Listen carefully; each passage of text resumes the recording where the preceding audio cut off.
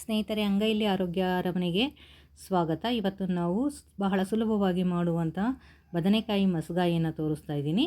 ಒಂದು 3 ಬದನೆಕಾಯಿಗಳನ್ನು ಒಳಗಡೆ ಹೆಚ್ಚಿ ನೋಡಬೇಕು ನೀವು, ಹುಳ ಇಲ್ಲ ಅಂದರೆ ಅದನ್ನು ಟೆಸ್ಟ್ ಮಾಡಿಬಿಟ್ಟು ಬದನೆಕಾಯಿನ ಹಾಕ್ಕೊಂಡು ಅದಕ್ಕೆ 1 ಟೊಮೊಟೊ, 4 ಹಸಿಮೆಣಸಿನ್ಕಾಯಿ ಹಾಕಿ ಸ್ವಲ್ಪ ನೀರು ಹಾಕಿ ಮತ್ತು 2 ಚಮಚದಷ್ಟು ಜೀರಿಗೆಯನ್ನು ಹಾಕಬೇಕು.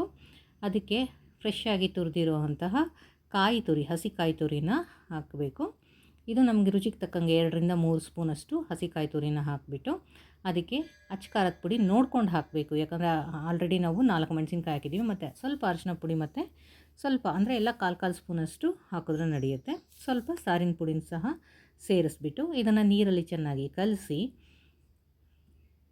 ಇದಕ್ಕೆ ನಾವು ರುಚಿಗೆ ತಕ್ಕಷ್ಟು ಅರಳುಪ್ಪನ್ನು ಹಾಕಬೇಕು.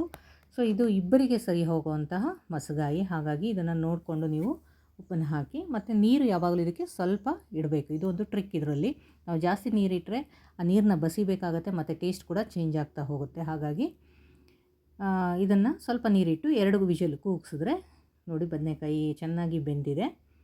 ಮಸಗಾಯಿ ಅಂದರೆ ಚೆನ್ನಾಗಿ ನಾವು ಸ್ಮ್ಯಾಶ್ ಮಾಡೋದು ಅಂತ ಅರ್ಥ. ಸೊ ಕೆಲವು ತರಕಾರಿಗಳಲ್ಲಿ ನಾವು ಈ ಮಸಗಾಯಿಗಳನ್ನು ಮಾಡ್ಬೋದು. ಸೊ ಈ ಎಳೆ ಬದನೆಕಾಯಿ ಇದ್ದರೆ ಇನ್ನೂ ತುಂಬ ಚೆನ್ನಾಗಿರುತ್ತೆ. ಸೊ ಯಾವ ಬದನೆಕಾಯಿ ವೆರೈಟಿ ಮುಸ್ಕಿನ ಬದನೆಕಾಯಿ, ಉದ್ದ ಬದನೆಕಾಯಿ ಯಾವುದಾದ್ರೂ ಸರಿ ಇದನ್ನು ನಾವು ಮಾಡ್ಕೋಬೋದು. ನೋಡಿ ಈ ಥರ ಒಂದು ಸ್ಮ್ಯಾಶರ್ ತೊಗೊಂಡು ಚೆನ್ನಾಗಿ ಸ್ಮ್ಯಾಶ್ ಮಾಡಿದ್ರೆ ಅದು ಬ್ಲೆಂಡ್ ಆಗಬೇಕು. ಹಸಿಮೆಣಸಿನ್ಕಾಯಿ, ಬೆಳ್ಳುಳ್ಳಿ, ಜೀರಿಗೆ ಮತ್ತು ಟೊಮೊಟೊ ಅದರಲ್ಲಿ ನಿಮಗೆ ಡಿಫ್ರೆನ್ಷಿಯೇಟ್ ಮಾಡೋಕ್ಕಾಗಲ್ಲ, ಅಷ್ಟು ಚೆನ್ನಾಗಿ ಬ್ಲೆಂಡ್ ಆಗೋ ಥರ ಅದನ್ನು ಸ್ಮ್ಯಾಶ್ ಮಾಡಬೇಕು. ಈ ಕನ್ಸಿಸ್ಟೆನ್ಸಿಲಿ ನಿಮಗೆ ತುಂಬ ತಿಕ್ಕಾಗಿದ್ದರೆ ಅದನ್ನು ಚಪಾತಿ, ದೋಸೆ, ರೊಟ್ಟಿಗೆ ಬಳಸ್ಕೋಬೋದು. ಮುದ್ದೆ ಮತ್ತು ಅನ್ನ ತಿನ್ನಬೇಕಾದ್ರೆ ಸ್ವಲ್ಪ ನೀರು ಇದಕ್ಕೆ ಈ ಕನ್ಸಿಸ್ಟೆನ್ಸಿಂದ ಸ್ವಲ್ಪ ತೆಳು ಇರಬೇಕು ನಮಗೆ. ಸೊ ಆವಾಗ ಅದು ನೀಟಾಗಿ ಅನ್ನ ಮತ್ತು ಮುದ್ದೆ ಜೊತೆ ಬ್ಲೆಂಡ್ ಆಗುತ್ತೆ. ಸೊ ಹಾಗಾಗಿ ನೋಡಿ, ಇದು ಚಪಾತಿಗಾದರೆ ಈ ಕನ್ಸಿಸ್ಟೆನ್ಸಿ ಸಾಕು. ಮುದ್ದೆ, ದೋಸೆ ಅಂಥವಕ್ಕೆಲ್ಲ ಸ್ವಲ್ಪ ನಾವೇನು ಮಾಡ್ತೀವಿ, ಇನ್ನೊಂದು ಸ್ವಲ್ಪ ನೀರು ಮೊದಲೇ ನಾವೇನಾದರೂ ಬಸ್ತಿಟ್ಟರೆ ಆ ನೀರು ಹಾಕ್ಕೋಬೋದು. ಇಲ್ಲ ನಾನು ಬೇರೆ ನೀರು ಹಾಕ್ತಾಯಿದ್ದೀನಿ, ಯಾಕಂದರೆ ಕರೆಕ್ಟಾಗಿ ನೀರು ಇಟ್ಟಿದ್ದೆ ನಾನು. ಸೊ ಈಗ ನೋಡಿ ಈ ಕನ್ಸಿಸ್ಟೆನ್ಸಿ ಸಾಕು.